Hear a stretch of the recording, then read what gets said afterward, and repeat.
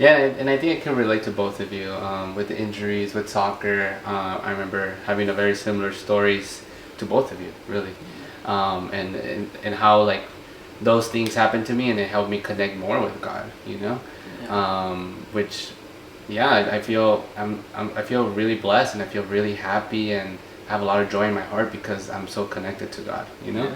And because like we talked about the greatest commandment, love God, but I'm also very connected with people now, and very Yeah. loving to people, and trying to help people.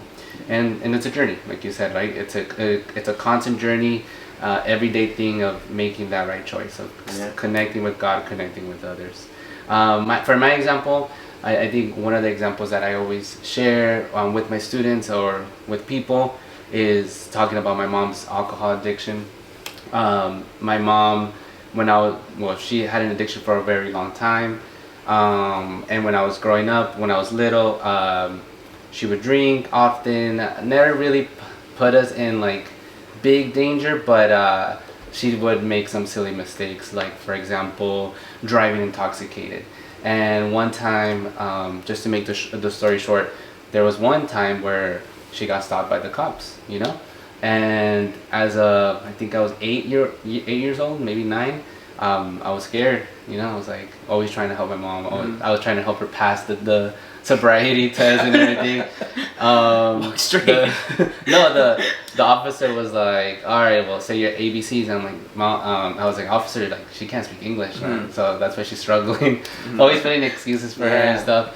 But I didn't want her to get arrested. I didn't want them to take her away. But yeah, she didn't pass it, of course, and she got arrested. And I think it was her second time getting in big trouble. And not only that, like I was in the car, so like sometimes what happens is that people drink, they drive, they get a DUI, all right. But when you have a child or a minor in the vehicle, it could be like a misdemeanor, but it could also be something more than a misdemeanor. A felony. A felony. Very good. A felony. And so yes, she was in big trouble, and I felt lost. I was like, what's gonna happen? Like, is she gonna be taken away forever? And she started thinking like, I remember she shared this. She started thinking like, am I gonna lose my kid? Like, am I gonna have to like leave this country and go with my kid somewhere else, because that could be a real possibility, because of consequences of her actions. And I was praying to God like all the time. I remember praying like, nah, like don't let her get arrested, everything. But now looking back today, I think that moment honestly is probably one of the biggest blessings of my life. Her getting arrested was worth it. Yeah. Because that is what the law forced her to join Alcoholics Anonymous, to join these groups in recovery, and she had to do it, so she did it. And through those programs, she was able to recover from alcohol.